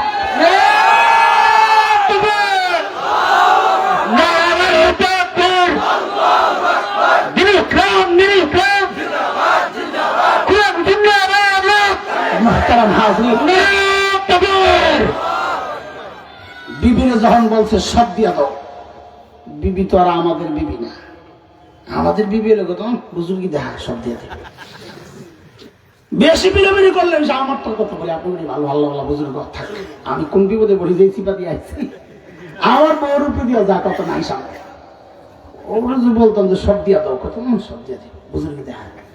ঘরে কত কিছু লাগবে 2 ভাগ করে, অর্ধেক আমার অর্ধেক আপনার, আমারটা থাক, আপনি একটা আল্লাহ রাস্তায় দিয়ে দেন, অনেক সওয়াব। কিন্তু বউ তো হাসান জামিলের বউ না, বউ তো সাহাবীর বউ। বউ কার? আল খাবিসাতু লিল খাবিসিনা ওয়াল খাবিসুনা লিল খাবিসাত ওয়াত তাইয়িবাতু লিত তাইয়িবিনা ওয়াত তাইয়িবুনা লিত তাইয়িবাত أولئك مبرؤون مما يقولون لهم مغفرة ورزق كريم। বউরে বলার সাথে সাথে বউ নিয়ে সব দান করে দিয়ে দিচ্ছে। মদিনার দূত বসে বসে চিন্তা করতেছে, খোদা কই আসলাম, এরা মানুষ না ফেরেশতা? এটাও কি সম্ভব? দ্রুত ফেরত গেছেন মদিনায়। হযরত ওমরকে যখন সব শোনালেন, আল্লাহু আকবার, হযরত ওমর এত খুশি হইছেন, সাথে সাথে ফরমান জারি করলেন, এই কাফেলা রেডি কর, আমার সাঈদকে দেখতে যাব। আপনাকে কলিজায় লাগে নাই, কারণ আপনারা তো ওই দেশের মানুষ যেখানে দৌড়ি খাইয়া হেলিকপ্টার এটা চট করে আরেক দেশে যাওয়া যায়। ওটা ওই জমানা ছিল না, যখন দূরের সফরের জন্য অনেক প্রস্তুতি দরকার ছিল। সাইয়েদনা ওমরের কাফেলা যখন হিমসে ঢুকে, গোটা হিমস যেন ভেঙ্গে পড়ে, চারদিক থেকে হাজারো মানুষ ছুটে ছুটে আসছে। কেন হারি? মদিনা থেকে আমাদের আমিরুল মুমিনিন আসতেছেন, আল্লাহর নবীর শ্রেষ্ঠ সাহাবী ওমর ইবনুল খাত্তাব আসতেছেন এক নজর দেখার জন্য। হযরত ওমর বসা, পাশে সাঈদ ইবনে আমির, সামনে হাজারো মানুষ। হযরত ওমর চিন্তা করলেন, সাঈদকে আমি তো ভালো জানি, কিন্তু জনগণ কি বলে, এই সুযোগে একটু পরীক্ষা করে নেওয়া যাক। অনেক সময় দেখা যায় নেতার কাছে নেতা ভালো, কিন্তু জনগণ দেখতে পারে না। কেন্দ্র থেকে মার্কা নিয়ে এসে কিন্তু স্বতন্ত্র পাশ করছে, এমন হয় না? তার মানে কি নেতার কাছে নেতা ভালো, কিন্তু পাবলিক দেখতে। সাইয়েদনা ওমর ডাক দিয়ে জানতে চাইলেন, এই হিমসের মানুষ, তোমাদের গভর্নরের বিরুদ্ধে কারো কোনো অভিযোগ আছে? থাকলে দাঁড়ায় যাও। বাপরে বাপ, 3 বছর আগে কোন শীর্ষ নেতা যদি আপনাদের এলাকার দিকে কোথাও আইসা বলতো, আপনাদের এলাকার নেতার বিরুদ্ধে কারো কোনো অভিযোগ আছে, থাকলে দাঁড়ান, তো পাবলিক মাথা নিচের দিকে দিয়ে বিড়বিড় করতো আর বলতো, অভিযোগ তো আছে কিন্তু দাঁড়াবো না, এখন দাঁড়াইলে সকালে শুয়া পড়ন লাগবে। কিরে ভাই, কথা ভুলে গেছিস তোরা? ইসলামী শাসন ব্যবস্থার সৌন্দর্য জনগণ ক্ষমতাসীনদের বিরুদ্ধে কথা বলার অধিকার রাখত। হযরত ওমর বলার সাথে সাথে কোন থেকে ঘুরে দাঁড়ায় গেছে, আছে দেখা দেখি আরো কয়জন। হযরত ওমরকে খবর কি, বিষয় কি, কার দেখতে এলেন? অভিযোগ শেষ নাই। বলেন বলেন, আপনার কি সমস্যা? বলেন। আল্লাহু আকবার। ও, কাদের কথা শোনাচ্ছি? 1 পয়সার জন্য যারা মানুষ খুন করতো, হইল কি দেখো। বলেন কি সমস্যা? বলে, আমিরুল মুমিনিন আমাদের গভর্নর মাসে 1 দিন অফিসে আসে না। কয়দিনে 1 দিন? আর আমরা তো সপ্তাহে ছুটি কাটাই 2 দিন, আরো কত বন্ধ, সুবহানাল্লাহ। আর এখানে জনগণের অভিযোগ, আমিরুল মুমিনিন আমাদের গভর্নর মাসে 1 দিন আসে না। হযরত ওমর তো রাগ হয়ে গেছে, সাইদ জবাব তো, কেন তুমি মাসে 1 দিন অফিসে আসো না? আল্লাহর নবীর সাহাবী আসামির কাঠগড়ায় জনতার আদালত কাচুমাচু হ্যাঁ বলতেছেন, আমিরুল মুমিনিন আপনি তো জানেন আমি গরিব মানুষ, এই যে আমার গায়ে 2 টুকরা কাপড় দেখছেন, একটা লুঙ্গির মতো করে পরা, আরেকটা চাদরের মতো করে জড়ানো। আমিরুল মুমিনিন আমার না এই 2 টুকরা কাপড় ছাড়া আর কোনো কাপড় নাই। বলে, আরে মাসে 1 মাসে অফিসে কেন আসো না? এই 1 জোড়া কাপড় পরতে পরতে পরতে পরতে দুর্গন্ধ হয়ে যায়, নিজেরও কষ্ট হয়, যারা আসে ওদেরও কষ্ট হয়, তাই মাসে 1 বার উপরেরটা ধুয়া দিই, শুকাইলে নিচে পড়ি, নিচেরটা ধুয়া দিই, শুকাইলে উপরে জড়াই। আমিরুল মুমিনিন এই কাজটা করতে করতে বেলা একটু উপরে উঠে যায়। আমি আসি নাই কথা ঠিক না, আসতে একটু দেরি হয়। উনি হয়তো সকাল সকাল এসে আমাকে না পেয়ে ভেবেছেন আমি আসি না। হযরত ওমর তো বুঝে গেছেন অভিযোগের ধরন কি, তাও মানুষ দাঁড়াইছে, জিজ্ঞেস করা লাগে। 2 নম্বর, বলেন আপনার কি সমস্যা? আল্লাহু আকবার। ওই বেটার অভিযোগ তো আরো মারাত্মক। বলে কি, আমিরুল মুমিনিন আমাদের গভর্নরের দিনে তো পাই, রাতে আর পাই না। কি ডিউটি নিয়েছে ওনারে, রাতেও সময় দেওয়া লাগবে। হযরত ওমর তো রাগ হয়ে গেছেন, সাইদ জবাব তো, কেন তোমাকে রাতে পাওয়া যায় না? কাদের কথা শোনাচ্ছি? পূজা যেন মিস না হয়, সফরে গেলে যারা বগলের নিচে করে মূর্তি নিয়ে যাইতো, তাদের কথা শোনাচ্ছি। হইল কি দেখেন, কেন তোমাকে রাতে পাওয়া যায় না? হযরত সাইদ দাঁড়ায় বলতেছে, এটা তো বলার বিষয় ছিল না, প্রকাশ করার ব্যাপার ছিল না, একান্ত ব্যাপার ছিল, কিন্তু এখন তো না বলেও পারছি না, যেহেতু প্রশ্নের মুখে আমি। কেন আমাকে রাতে পাওয়া যায় না? আমিরুল মুমিনিন কসমতু হায়াতি বাইনা রাব্বি ওয়া বাইনা ইবাদি, আমিরুল মুমিনিন জীবনটারে 2টা ভাগ করছি, রাতটা আমি আমার মালিককে সময় দেই, দিনটা মালিকের বান্দাদেরকে সময় দেই। আল্লাহু আকবার, আল্লাহু আকবার। আমরা তো মালিককে সময় দেওয়ার সময় কোথায় আমাদের? কত ব্যস্ত না আমরা, কত ব্যস্ততা। সাহাবীরা তো ফ্রি ছিল, এই জন্য মালিককে সময় দিছে না। আমাকে ফেসবুকে টাইম দেওয়া লাগে, ইউটিউবে টাইম দেওয়া লাগে, খেলোয়াড় একটু দেওয়া লাগে, গায়ক গায়িকারে দিতে হয়, নায়ক নায়িকারে দিতে হয়, নেতারে দিতে হয়, খেতারে দিতে হয়, কত জায়গায় ব্যস্ততা। সবাই টাইম পায়, পায় না কেবল আমার মালিক। আমি আর তুমি ছাড়া দুনিয়ার সব মালিককে টাইম দেয়। ও একটা গাছের দিকে তাকায় দেখো না, কি মনে হয় গাছটা বুঝি এমনি দাঁড়ায় আছে? না না, ওই গাছটাও দাঁড়ায়া দাঁড়ায়া মালিকের তাসবিহ পড়ে। যে কুকুরটাকে নিকৃষ্ট প্রাণী মনে করে তাড়া দেয়, ওই কুকুরটাও রুকুর হালতে মালিকের তাসবিহ পড়ে। যে পোকা মাকড় গুলোরে পায়ে দলে মেরে ফেলি, ওই পোকা মাকড় গুলো সেজদার হালতে মালিকের তাসবিহ পড়ে। পড়ি না কেবল আমি আর তুমি, আমাদের হাতে সময় নাই, আমরা ব্যস্ত। কসম করে বলছি, সময় একদিন আসবে, করার থাকবে না কিচ্ছু। সেদিন শুধু আফসোস করে করে বলবো, ইয়া লাইতানি কদ্দামতু লিহায়াতি। আরে সময় মতো যদি একটু পুঁজি বানায় আসতাম তো আজকার এই বিপদে পড়া লাগে না। যখন আল্লাহ তাআলা বাম হাতে আমলনামাটা ধরায়া দিয়া জাহান্নাম আযাবের ফেরেশতাদেরকে বলবেন, হুজুহু ফাগুল্লু সুম্মাল জাহিমা সাল্লু, এগুলোর বেরি পাড়া তাইরা হচ্ছে জাহান্নামে ফালায়া দে। সেদিন বুঝবা এই টান নষ্ট করা কত ভয়ঙ্কর বিপদের কারণ হবে। আল্লাহ মাফ করুক। যুবক, আল্লাহকে টাইম দাও, সময় নষ্ট করো না, সময় নষ্ট করো না। আমাদের বুজুর্গরা বলে সময় নষ্ট এটা মৃত্যুর চেয়ে ভয়ঙ্কর। কেন? মৃত্যু মানুষকে দুনিয়া থেকে আলাদা করে, মাখলুক থেকে আলাদা করে, কিন্তু সময় নষ্ট মানুষকে তার খালিক থেকে আলাদা করে, খালিক থেকে আলাদা করে। ভাই, কথা লম্বা করা যাবে না। এই যে পরিবর্তনটা ছিল কি হইল কি, একটু আপনারা চিৎকার করে বলেন, কিসের ছোঁয়া এই পরিবর্তন? কোরআনের ছোঁয়ায়, কোরআন সুন্নাহর ছোঁয়ায়। জোরে বলেন, কিসের ছোঁয়ায়? সেই কোরআন সুন্নাহ এখন আছে না আল্লাহ আসমানে উঠায় নিছে? আছে, আছে। তাহলে এই প্যাকেটটা একটু ক্লোজ করে ওই প্যাকেটটা বের করেন। আছে যে বলে, কোথায় আছে? আমার মধ্যে তো নাই, আমার মধ্যে তো নাই। এমন কোন অপরাধ নাই যে এই সমাজে আমরা করি না, যেগুলো জাহেলি যুগের অপরাধ। কি করি না? কোনটা করি না? কোনটা করি না?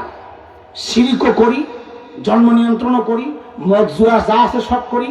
আরে বরং ওই জাহেলি যুগের মানুষরা দেশের টাকা বিদেশে পাচার করছে এমন কোন ইতিহাস নাই, অথচ এই জাহেলি যুগের মানুষরা দেশের টাকা বিদেশে পাচার করছে। কাজে আমরা ওদের চেয়ে খারাপ, কথা কন ঠিক কিনা? তা আমাদের পরিবর্তন, এটা রাস্তা কি? রাস্তা একটাই, রাস্তা একটাই। আমরা শুরুতে বলেছি রাস্তা একটাই।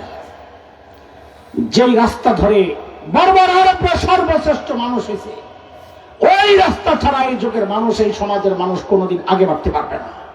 তুমি মুসলমান ভাইয়া যে রাস্তায় আগাচ্ছ, এই রাস্তায় মুসলমানের সমাধান নাই, মুসলমানের বাঁচার উপায় এটা না। মুফতি তাকি ওসমানীর একটা ছোট্ট গল্প বলে আমি শেষ করতেছি। এক এলাকার মানুষ, গোটা এলাকার মানুষ বোকা। এমন আছে অনেক এলাকা, আমি আমার নাম বললে হেরা রেকর্ড করতেছে, পরে ওই এলাকার মানুষ আমারে পাইলে বাইরেই বলে, শেষ কিছু কইতেও পারুন না, বলে তুমি তো কইছো আমরা বোকা। বোকা গো আবার কি দিছে? ওই এলাকার এক লোক খেজুর গাছের মাথায় কেমনে জানি উঠে গেছে না। আচ্ছা, খেজুর গাছের মাথায় ওঠা কি কোনো সহজ কাজ না, কঠিন কাজ? উঠছে তো উঠছে, ওঠাটা যেমন তেমন, নামাটা কিন্তু আরো কঠিন। কারণ ওঠার সময় কাটা গুলা ছিল উপরের দিকে, নামার সময় তো নিচের দিকে খারাপ, ঠিক কিনা? এখন এই গাছের মাথায় বসে বসে কেমন ওখানে, কেমন ওখানে পাবলিকও বুঝে না রে কেমনে নামাবে, কেন সব তো বোকা। বোকা হইলে একটু বুদ্ধি আছে। কি বুদ্ধি? পাশের এলাকার থেকে একজনকে হায়ার করে আনা, বুদ্ধি নিব। তো বোকা এলাকার পাশের এলাকার কত হবে? আচ্ছা, জিরুর পাশের সংখ্যাটা কত? 1, 9 তো না। তো বোকা এলাকার পাশের এলাকা বুদ্ধিতে আর কত হবে? 1-এর বুদ্ধি আনা হবে, 9-এর বুদ্ধি তো আর নাই। কথা বলছেন কিনা? তো একটারে ধরে লইছে, কি কই যে আমরা এক লোক খেজুর গাছের মাথায় উঠছে, নামাইতে পারি না, কোটা কোনো ব্যাপার হইল? তো কি সমাধান কি? কটা মোটা লম্বা রশি আনো, শক্ত আনছে, কয় বাসার আগায় লাগায় রশিটারে খেজুর গাছের মাথায় উঠাইছে। এখন কি করা? করে বল এটারে কোমরে শক্ত করে বাঁধছে। এখন কি করা? আমি যখন এক বলে টান দেবো, তোমরা একসাথে সবাই টান দিবা। যেই এক করে টান দিছে, সবাই মিললে টান দিছে, বেড়ায় তো পইরা ওই যে ইন্দুরের ওষুধ বেঁচে যে জায়গায় খায়, জায়গায় ব্রেক, জায়গায় মরে গেছে। পাবলিক ধরছে, ভাই কল্লা কেমন করে লোক মারা গেছে। মারা তো গেছে, আমিও দেখতেছি, আমি কি জানতাম মরে যাবো? তো এইটা কোন পদ্ধতি হইলো? এটা কোনো বুদ্ধির কাম হইলো? আমার দোষ কি ভাই? আমি আমার এলাকায় এইভাবে কোমরে রশি লাগাইয়া এক করে টান দিয়া সবাই মিললে উঠায় বাঁচাই দিছি। হযরত মুফতি তাকি ওসমানী বলেন, ভাই ওই কুয়ায় পড়া ব্যক্তির বাঁচার রাস্তা আর মাথায় থাকা ব্যক্তির বাঁচার রাস্তা কোনোদিন এক হবে না। ইয়ারফাইল্লাহুল্লাযীনা আমানু মিনকুম, আল্লাহ ঈমানের দৌলত দিবেন মানে তোমার মর্যাদা উপরে। যারা জাহান্নামের গুহায় পড়ে রয়েছে ওরা যে রাস্তায় দুনিয়ায় আগাবে তুমি ওই রাস্তায় আগাতে পারবা না। তোমার রাস্তা ভিন্ন, ওদের রাস্তা ভিন্ন। তুমি পদে পদে লাথি কেন খাও? কারণ ওদের পিছনে পিছনে পা চাপতে চাপতে তুমি চলো। ওই আফগানিস্তানের দিকে তাকায়া দেখো, তালেবানরা পদ্ধতি বাদ দিছে, আল্লাহর দেওয়া পদ্ধতি গ্রহণ করছে। তো আমেরিকাও আব্বা আব্বা কইয়া কোন রকম পাউরি ধরে পালায় গেছে। কথা বলেন না, কথা বলেন না, ডরান না। তালেবানকে কথা শুনলে ডরান না। আরে ওরা আমাদের মাথায় ইজ্জতের মুকুট পরাইছে। আপনারা দুনিয়ার সবাই তো ওদের পা চাটে। একমাত্র শক্তি দুনিয়া যারা কাউকে 5 পয়সা দাম দিয়ে কথা কয় না। কেন এটা? কারণ তারা মূল ধর্ষ হয়েছে আমি আর তুমিও সেরা মানুষ হব, আর না হয় কিন্তু আফসোস করতে করতে মরতে হবে। আহারে করলাম কি, মনে আছে কথা, ধরলাম কি ছাড়লাম কি। আহারে কয় কথার বয়ান হয়েছে? 3 কথা। হায়রে এতক্ষণ বুঝে 3 কথা, বাকি 3 কথা গেল কই? কয় কথা? সাহাবীদেরকে নিয়ে কয় কথা, আমার মতো জাহেলকে নিয়ে কয় কথা। বলেন সাহাবীদের প্যাকেটটা খোলেন, আমারে শোনায়া দেন। ওরা ছিল কি, হইল কি, মাঝখানে ঢুকলো কি? এই হলো এক প্যাকেট। আর এটা হলো খিচুড়ির প্যাকেট। আরেকটা হলো আমার মতো জাহেলকে নিয়ে ধরলাম কি, ছাড়লাম কি। ছাড়ছি কি? কোরআন। ধরছি কি? জাহালত, মূর্খতা, বর্বরতা, পাপাচার। আহারে করলাম কি। এটা হলো আরেক প্যাকেট। এই 2 প্যাকেট লইয়া পকেটে লইয়া যাইবেন ইনশাআল্লাহ। তবে যাওয়ার আগে একটা ওয়াদা দেন আমারে, দিবেন তো ইনশাআল্লাহ? বলেন আমরা এই 5টা ওয়াদা ইনশাআল্লাহ। সবাই শুদ্ধ কোরআন শিখবো, নিয়মিত তিলাওয়াত করব, কোরআন অনুযায়ী চলবো, কোরআন ওয়ালাদেরকে ভালোবাসবো, কোরআনী প্রতিষ্ঠানের পাশে দাঁড়াবো। ঠিক আছে ইনশাআল্লাহ? আল্লাহ তাআলা আমাদেরকে কবুল করেন। আল্লাহ তাআলা সাহাবাওয়ালা জিন্দেগি আমাদেরকে দান করেন, আমিন। এই সুন্দর আয়োজন মিনকে হেফাজত করেন আল্লাহ। এই নোমানের আম্মা অসুস্থ, ব্রেন টিউমার, আল্লাহ তাআলা আমার এই মাকে হেফাজত করেন, সুস্থতার নিয়ামত দেন। যারাই অসুস্থ আছেন আল্লাহ সবাইকে সুস্থ করে দেন। একটু দোয়া করি। আল্লাহুম্মা সাল্লি আলা সাইয়্যিদিনা মুহাম্মদ রব্বানা তাকাব্বাল মিন্না জামিআ সালিহি আমালিনা ইন্নাকা আনতাস সামিউল আলিম। আয় মালিক আয় করিম, আয় আল্লাহ আমাদের সমস্ত আমলকে আপনি কবুল করে দেন, জিন্দেগীর সমস্ত গুনাহ খাতা মাফ করে দেন। আল্লাহ আমাদের সালাফে সালিহিন, আমাদের উস্তাদ, আমাদের শায়েখ, আমাদের পীর, আল্লাহ আল্লাহ যারা কবরবাসী হয়েছেন আল্লাহ সবাইকে মাফ করে দেন। আল্লাহ এই পুরা অঞ্চলে যত মানুষ ইমানের সাথে কবরে শুয়ে আছেন আল্লাহ সবাইকে মাফ করে দেন। সকলের কবরকে জান্নাতের টুকরা বানায় দেন। আল্লাহ পুরা অঞ্চলের মানুষ আল্লাহ তাদেরকে আপনি সুস্থতার নিয়ামতে ধন্য করেন। আল্লাহ কার কি পেরেশানি আছে আমি জানি না, সবার পেরেশানি দূর করে দেন। ব্যবসায়ীদের ব্যবসায় বরকত দেন, কৃষকের ফসলে বরকত দেন, প্রবাসীদের ইমান আমলে আল্লাহ আপনি বারাকা দান করেন। আল্লাহ দুনিয়া কামানোর জন্য গেছে, আখিরাত যেন ভুলে না যায়। মালিক ওদেরকে দ্বীনের উপর ইস্তেকামত দান করেন। আল্লাহ মালিক কার কি আরজি আছে আমি জানি না, প্রত্যেকের দিলের নেক আরজিগুলো আপনি পুরা করে দেন। আল্লাহ আল্লাহ এই মাহফিলকে গোটা অঞ্চলের হেদায়েতের জরিয়া বানায় দেন। আল্লাহ আয় মালিক এই আয়োজনের পেছনে অর্থ দিয়ে, সময় দিয়ে, শ্রম দিয়ে, পরামর্শ দিয়ে যে যেভাবে সহযোগিতা করেছেন আল্লাহ সকলের সহযোগিতাকে নাজাতের ওসিলা বানায় দেন। আল্লাহ ওয়া সাল্লাল্লাহু আলা সাইয়্যিদিনা মুহাম্মদ ওয়া আলিহি ওয়া সাহবিহি আজমাইন। সুবহানা রাব্বিকা রাব্বিল ইজ্জাতি আম্মা ইয়াসিফুন ওয়া সালামুন আলাল মুরসালিন ওয়াল হামদুলিল্লাহি রাব্বিল আলামিন।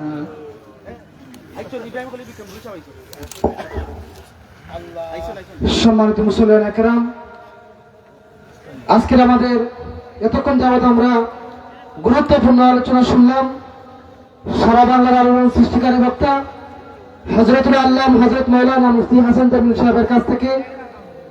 সম্মানিত মুসলিম একরাম, আমি সবার দৃষ্টি আকর্ষণ করছি, আপনারা হুজুরের সাথে মুসাফা করার জন্য কেউ বিরত হবেন না। হুজুরকে সোজা গাড়িতে উঠার জন্য আপনারা সুন্দর ব্যবস্থা করে দেন। কেউ মুসাফা করার জন্য ভিড় জমিয়ে হুজুরকে কষ্ট দিবেন না। সব উপস্থিতি, আজকের আমাদের মাহফিলের সম্মানিত প্রধান আকর্ষণ হযরতুল আল্লামা হযরত মাওলানা মুফতি ইব্রাহিম খলিল বিক্রমপুরী সাহেব। উনি আমাদের কাছে এসে উপস্থিত হয়ে গেছেন। ইনশাআল্লাহ অল্প কিছুক্ষণের ভিতরেই হুজুর স্টেজে উঠবেন, যথাসময়ে হুজুর আলোচনা করবেন।